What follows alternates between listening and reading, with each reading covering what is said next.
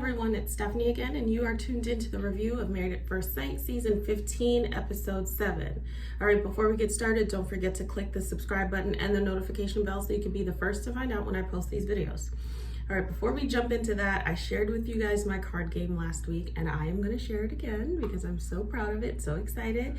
It is a conversation starter card game called Sip and Share, a fun way to be nosy. It's a great night in or out, a great addition to game night. And a lot of people I have been noticing have been playing with their spouses as well. So people get it and they kind of want to see what it's all about. So they play with their spouses. There are questions regarding your career and life in general, sex, relationship. A few of you asked me to pull out some cards. So it comes in this cute little travel-friendly box. You open it up, these beautiful red cards. A few of you asked me some of the questions, so I'm gonna give you a couple. You can find out more of the questions when you get the card game. But one of them is, what's the best piece of advice you've ever received? Can you be in a long-term relationship with someone you're not attracted to? Let's see, let's give you, do private relationships last longer? Let's give you one more good one. What do you enjoy or miss the most about being single? So there's lots of questions, lots of different things. I created it to promote good relationships and deepen connections. You know, a lot of times we get caught up in these questions that we don't even listen to the answer about. How are the kids? How's family? How's work? How's life? No one really even connects anymore. And then we're so distracted by all these things that we have, you know, social media, your computer. I mean, I'm surrounded by 1,000 things right now. So it's good to kind of like shut it off and either create a new connection so you get to know someone new or get to create that relationship, or deepen a current connection, which somebody actually wrote me and said that they learned a lot about their fiance recently with this card game. So I think you guys should look into it. I'm gonna put the website here, but I'm also gonna put it in the description box, and I am excited for those who have purchased it. I'm gonna play with you guys very soon, and I'm gonna play with my husband so you guys can see, because it's really fun. But it's a great way. Grab your beverage, your favorite beverage, whether that be a cocktail, a glass of wine, coffee, tea, and sip, share, and be nosy. All right, now that we've gotten that out the way, let's jump into this week's review. All right, so last night's episode, the couples are fully back from their honeymoon, and they've all moved into the apartment space that they have, the neutral apartment space that they have for all the couples. I think the apartments are beautiful, by the way. Like the last few seasons, or basically ever since they started doing that, the apartments have been nice. But for some reason, these apartments have been really nice for this season. Pastor Cal visited all the couples, which I always love when Pastor Cal visits, because he does a really great job helping them along with whatever they're going through. And they also get to see each other's spaces and go from there. I'm gonna kick it off with Justin and Alexis, because that has been going around social media, the whole dog thing. Okay, before we get to that, Justin and Alexis, they saw each other's places. Justin's place is very quaint, it's very small. I believe it's near the airport. So she's like, you know, I could never live here. It was like, I think they had a good time seeing each other's spaces. He joked about how many things are in her closet, feeling overwhelmed there. They had a good, you know, repertoire in that whole thing. There was not any, like, it wasn't super judgy or, you know, didn't make anybody feel weird. You know, Justin's place is, most of them live in studios. Is that big in San Diego for those who live there? Because I feel like that's what I saw most of last night. You know, so we saw a lot of that. Their spaces are very reflective of them, I think. And they kind of was like, okay, let's go back. Let's go to this place that is now ours and move in together, and so on and so forth. They're enjoying each other.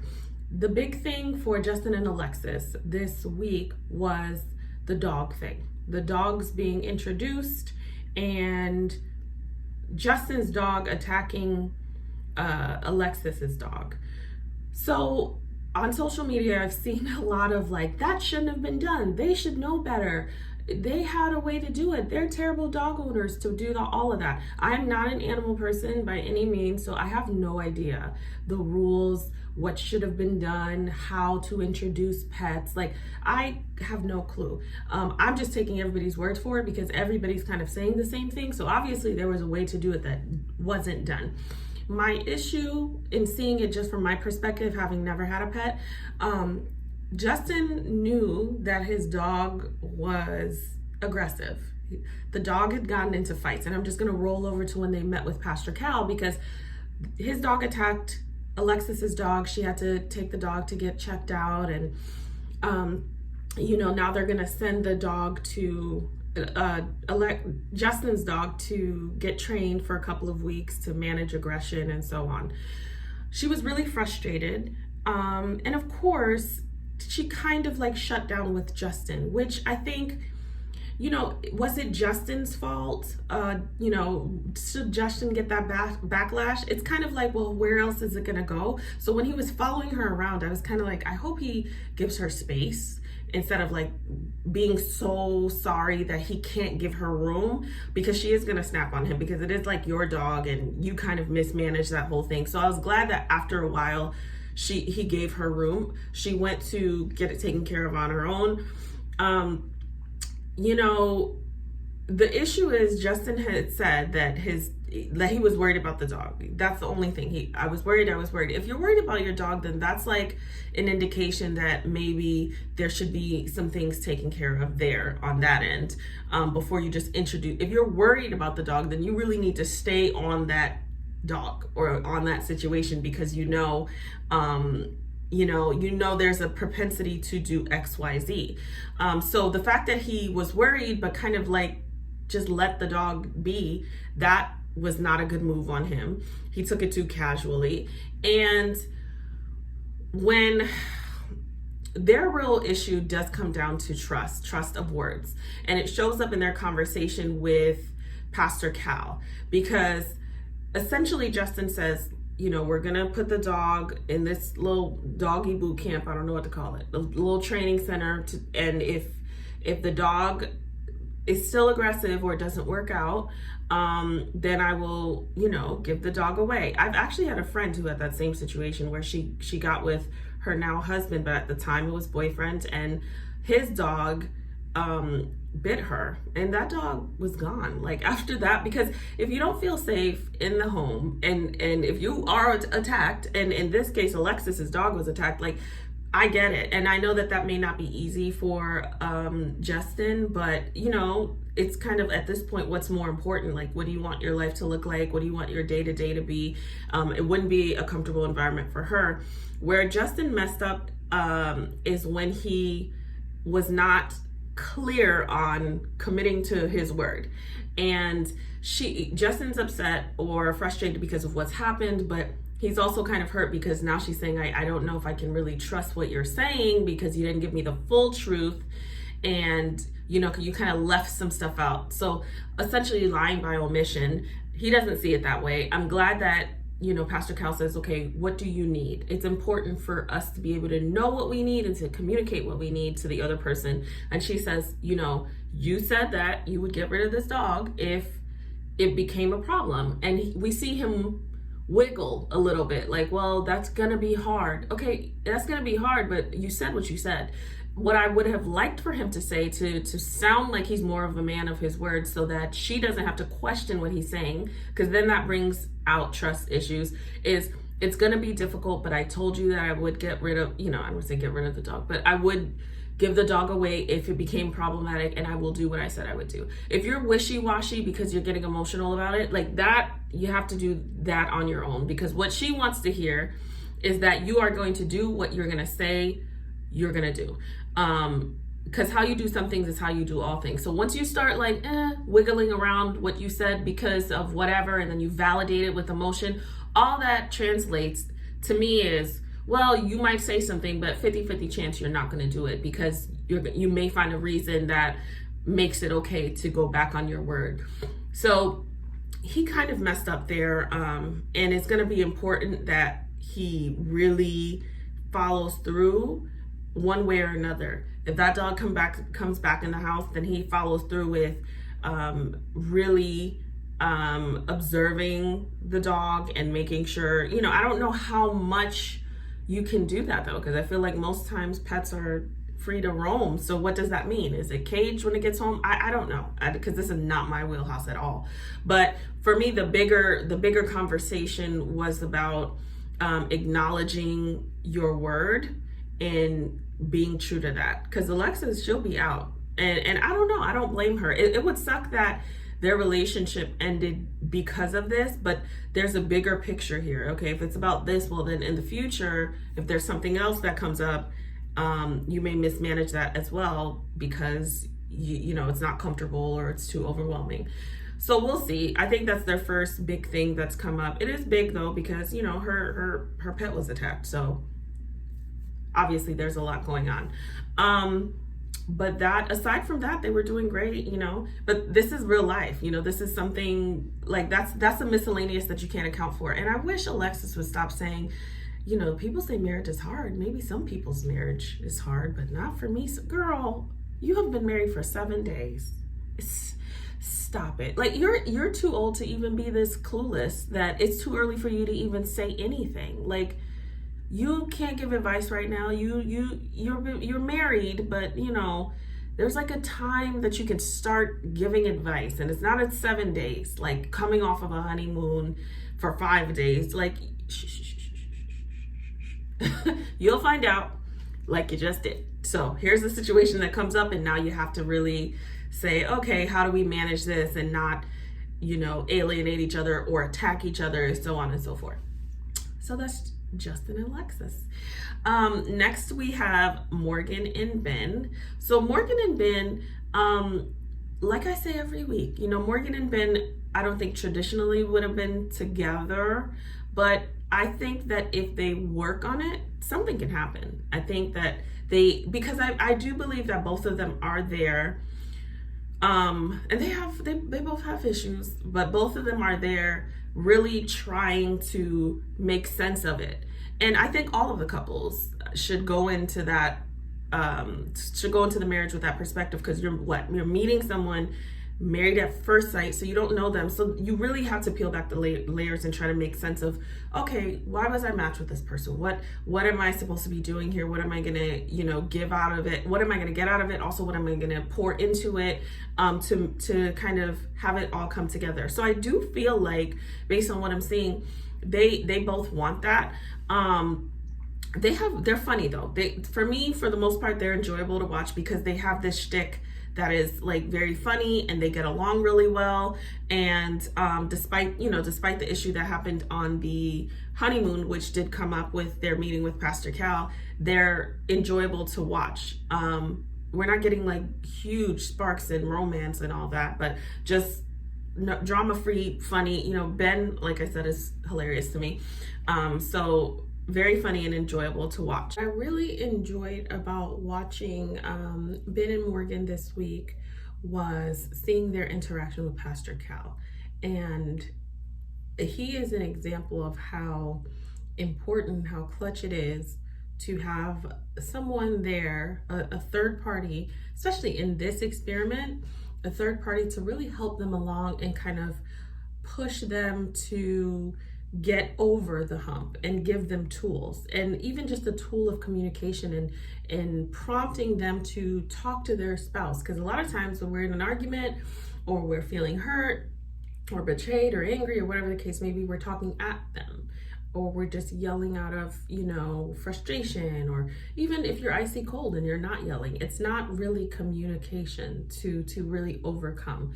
So I really enjoyed watching Morgan and Ben. Of course, they talked about the situation that had happened over the honeymoon, and it was such a grave miscommunication, because it's like Ben heard something, Ben didn't really understand that, yeah, she's been a nurse, an RN at that, and there's different levels to nursing, but she's been a nurse nonetheless, and she's getting an extra degree. And so he thought what she meant was something completely different. And I've seen all the comments about, oh, she should have said this, and this makes her untrustworthy. Nonetheless, in my opinion, the miscommunication came from like a lack of understanding, because I think if he would have understood it, then I don't think it would have been that big of a deal, to be honest. What I really liked seeing was Pastor Cal prompting her to really see this situation in a way that she wasn't seeing it. Like Morgan essentially said she was shut down. When somebody and I literally was saying, I wish sometimes I could just watch with you guys so you can see my response in the moments, because when Pastor Cal was like, well, where did you get this that you shut down? I said, her dad. And then of course she got emotional and she's talking about old relationships and her father and all of these things that are so significant to who we become as adults, all this childhood stuff. And if you can disconnect from your parents, then you can disconnect from anyone. And it's not difficult. And, people may say, oh, it wasn't that big of a deal for her to be so upset with him. But the reality is, a lot of times when we've been so hurt in the past, we can say, I'm not even going to allow myself to get in that deep. So let me pump the brakes here, where something is, yeah, it bothered me. It made me feel away. It's not as bad as it could have been if I allowed myself to go deeper. So I love, love, love that Pastor Cal said, essentially said, this person who you gave these boundaries to did not come back, did not apologize, did not become what you needed them to be. Whereas you have this person who is making amends and is super apologetic and wanting to create more trust. And the person who doesn't deserve trust doesn't do that. And so now you have to kind of get out of your own way. A lot of these couples get on here, a lot of these people get on here and say, oh, I got married at first sight, if I have to hear that soundbite one more time, but I got married at first sight for this and that, or I run and I want to be forced to stay. Well, here it is. You got what you're asking for. Here it is, where you cannot just, you can, but not really, because there's still legal hoops to jump through. You cannot just get up and go and just run. You have to figure it out. And a lot of marriage is getting over yourself, because marriage is a mirror. I've said that for many seasons now. Marriage is a mirror, and you think that you're going to see the other person, but you're really going to see yourself and all the ways in which you don't measure up. Because when we think of getting married, think of all the reasons that would make us a great spouse. But what the marriage mirror shows you is that it's almost like the lights in the dressing room. It's a little too bright some days, where you're like, oh, I did not see that in the fog of my own mirror. Well, now you're able to see some of the things that you need to work on. So Morgan, allowing him to get back in, to regain that trust, that's part of marriage. And that's part of very long-term marriage, where you're gonna have to get over your initial, or work through your initial instinct to shut down, because that does not a marriage make.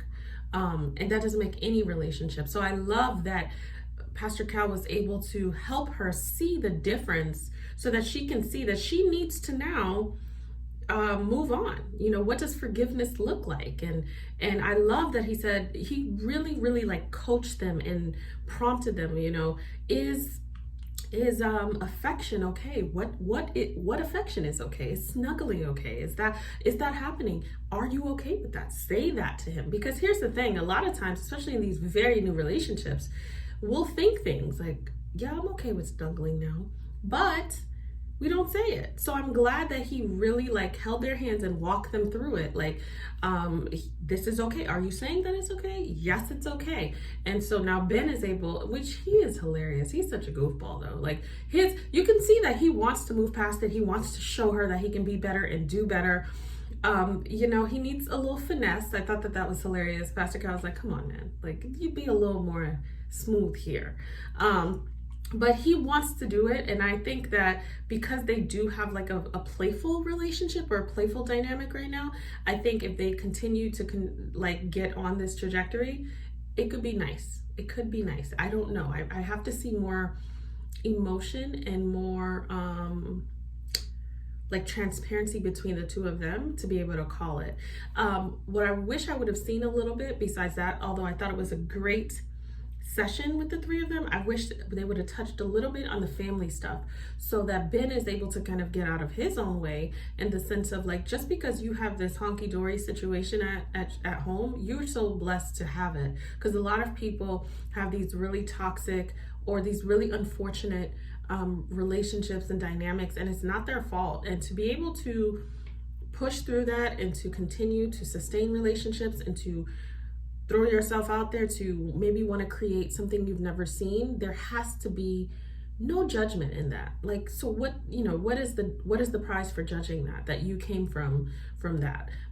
Even though she may have come from something that is less of a beautiful dynamic, she might be equipped with tools that you don't even have, coming from maybe your dynamic, because you've not seen it, you've not experienced it. So that was the only thing that I wish I would have seen, but hopefully it comes up at a different time. Next we have Kristen and Mitch. So Kristen and Mitch consummated their marriage. No surprise there. I knew that was kind of coming. And this was a great example of like where Pastor Cal had to kind of coax Morgan and Ben to communicate what can happen, what I'm ready to see, what I want, what I like. Kristen was very clear, and I thought it was cute how she put it in the little mason jar, that if their little coupon, their little bath time coupon, went the distance, that she was ready to go the distance. So she gave him the green light, because clearly, it was up to her to say, now we can go, because I think he's been ready. Listen, I still have my feelings about Mitch. I do. However, I really wish, and I said this last week, I really wish that Mitch didn't jump the gun so early, because the dynamic that I saw in this week's episode, it felt so, first of all, Mitch seemed likable. We saw the first few episodes, so I don't know, some of us are still struggling. But he seemed really likable. And their dynamic seemed likable, and it was natural, and they seemed to enjoy themselves, and so much so that they consummated their marriage, and their physical chemistry, and you could tell that they already did it, even though you knew that they were going to do it because they said it. But you could tell, because when Pastor Cal came, their physical connection was different. They were comfortable with each other. Obviously there had been some walls that were removed, because like their dynamic, you can see there's this intimacy that wasn't there before. Even though it was growing, they're having a good time. They're validating each other. They are telling each other that they're enjoying living with each other, and it feels good. I feel like Mitch is gonna blow it anyways. I don't like to watch previews, you guys, because then it messes up my review in the moment, because then if I know something upcoming, then it's pointless to even say it now. So I do not watch the previews. But I still feel like Mitch is gonna mess something up based on what I've seen. But man, it was enjoyable to watch them. His apartment is disgusting. His apartment is disgusting. I think that, I think her apartment was very quaint and cute and neat, and very like the vibe felt like Kristen, relaxed and playful, and so that was cute. And I think them coming and living together, so far they are enjoying it, so that was good to see. We shall see how it goes on with Kristen and Mitch, though. I don't know. We saw so many red flags at the beginning that I can enjoy watching them, but we'll see. We'll see with Kristen and Mitch. Kristen and Mitch still. Before I forget, I thought it was good that Pastor Cal kind of pushed everyone to talk about their finances and, what's important to them. And I love that they both were very open, and, he makes significantly less than her. I love that he joked about it. Like he said, oh, I know I probably make less than her. And then she whispered in his ear, and he said, I know I probably make twice as less than her. And they didn't take themselves too seriously, because finances can be like, many a marriage has not made it through finances. And just at the beginning, just having that conversation and maybe not feeling less than or inadequate, and her sticking to what she said at the beginning, like, I want someone who is passionate about what they do, and being okay with that is going to take them very far if they can go the distance in other ways. But that was really important, and I enjoyed seeing that little, funny dynamic with them. So, all right, next we have McGill and Lindy. I really enjoy watching them. I say it every week. I really enjoy McGill and Lindy. McGill is, for me, falling into this space where he's really like comfortable. I do think that they both overthink, though. If they both overthink in different ways. Lindy overthinks in all the possible scenarios that could trip her up. And so now it's like, she's almost operating in this very picture perfect, like, everything is very thoughtful because I don't want to mess this up. So it's like, I do think that what we're seeing is genuine from her. But also you don't want to get to this point where everything is curated and fabricated because you don't want to mess this thing up. And I think she keeps bringing it up. I don't know if it's like a soundbite that they want, but it's like a constant conversation of the way that he looks at things and that being a trigger for her, etc. On the flip side, I think that McGill overthinks things in the sense of, getting in his own way. Like the other relationships that you've been in hadn't worked out. All of them were great until they weren't. And there's just this, they were good and I kind of stayed quiet with things that bothered me and then I left, so there's some work to be done there too. And I feel like he's waiting for the other shoe to drop. However, I do feel like they turned a corner and they more so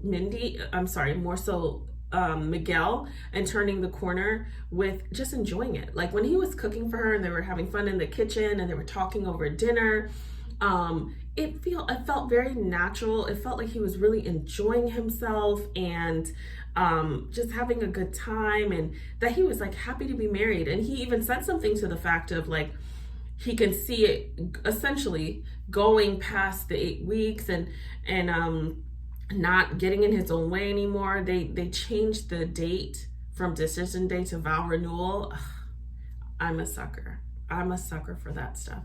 I love that they changed it, and I think that words are so important. So even just changing the words. Listen, if something happens where they decide not to stay together, that'll happen whether they change the words or not. But I do feel like affirming that is so significant, and they can stay aligned with wanting to affirm that in their process to the very end and then beyond, so I really like that they came together with that. And I think that showed teamwork, because if it wasn't for her pushing and her sharing her feelings about it and him kind of having to acquiesce to, okay, maybe let's change this, or this is something that really bothers her, or maybe I'm starting to really enjoy her and I need to kind of get over myself, get out of my own way. I think that showed them working as a team together. The little suit that he came on, Lindy's perfect for him because she apparently loved it. And, everyone wouldn't love that. Everyone wouldn't be, thinking that that's so cute. But there is someone for everyone out there. And I'm glad that he even said that he feels comfortable in being able to share all of his quirks and not feel judged and not feel stifled. That's really important, despite what it is, the Dungeons and Dragons and the outfit. Despite that, it's important that whatever the person is into, that whoever they're with in life is okay with it. So I knew Lindy would be okay with it though, because she just seems funny and easygoing. She thought that was cute, and that's good for them. So, but that's good. That's good. So we'll see. I'm enjoying seeing them, and I think that they have a really, really good chemistry. So that is Lindy and McGill. And next we have Stasha and Nate. So Stasha and Nate, I think there's a lot to be done here. Naturally, they feel good to me. But I think Stasha, every time I see her, especially these recent episodes, there's so much like pain there that I said last week, I really hope she continues to get therapy if she's in therapy. I know she said she was seeing someone, because there's so much raw emotion there. And I think it's beautiful that she's expressing it and she's sharing that. To me, Nate is disconnected. And I was watching them, and I don't even think that Nate, my conclusion in watching them is I don't even think that Nate even knows how to connect. I don't. I feel like Stasha is asking him to do stuff that he just has never had to do, therefore he doesn't know how to do it. And a lot of times your spouse will challenge you to do that, to become this thing or to respond in this way that you just never had to. And who else is going to challenge you that you have to stick around for or choose to stick around for? Because I was telling my husband as I was watching this, I used to do that to him, where I'd ask him questions, not just because I'm a therapist, but I think just because I'm you know, just from a female perspective as well, there's certain ways and certain things and certain connections that we have within ourselves that we're conditioned and groomed to know and be in touch with ourselves in a way that a lot of times our male counterparts are not. But I think being a therapist also, I would ask these questions, and he wouldn't even know. He'd be like, what are you talking about? I don't know. Why do you keep and I would keep asking these questions, and he would be frustrated. He would be like, I don't know. You keep asking me these questions. And then the next day he'd be like, babe, so that time when you were asking me the question last night, and my prompting got him to even think about it, because he wasn't thinking about it before. And then all this stuff comes up because now he's thinking about it. Now he's prompted. Now he's processing. And I think that's what Nate needs. I don't think Stasha has to get him to do that, but I do think that her line of questioning and wanting him to share and be transparent, and he's like, I don't have any feelings, I'm so closed off from her. Like, I think that will help him start to even ask himself those questions, because that's really what your spouse can do. I'm not my husband's therapist, like, despite being one, but your spouse can help you start to be like, should I know that? Or why don't I know that? Or why don't I feel that way? Or do I feel something? When she said, you know, my dad isn't part of my life, but he's one half of me. He's half of who I am. Like, I feel like in the back of his mind, whether he can recognize it in that moment or not, that will resonate with him, because regardless of being completely detached from your mom, she is half of who you are. And that is something that is very significant, and really having to navigate the feelings of resentment or abandonment or sadness. Like, there's stuff there. I don't think he knows how to access that. So when I was watching him, I wasn't thinking, oh, he's holding off on her, or he doesn't want to share with her. I really don't think he knows how. And I think it would be great for Dr. Pepper or Pastor Cal to get in there and like just tap at that window, so he could like just, you know, crack it up a little bit and see what's out there. And of course, do that with a professional, because, you know, if something traumatic pops up, that they can help you walk through that. But I had a little more patience for him and just like empathy for him, because I was looking at him and I think he really doesn't even know. He really doesn't know how to access that.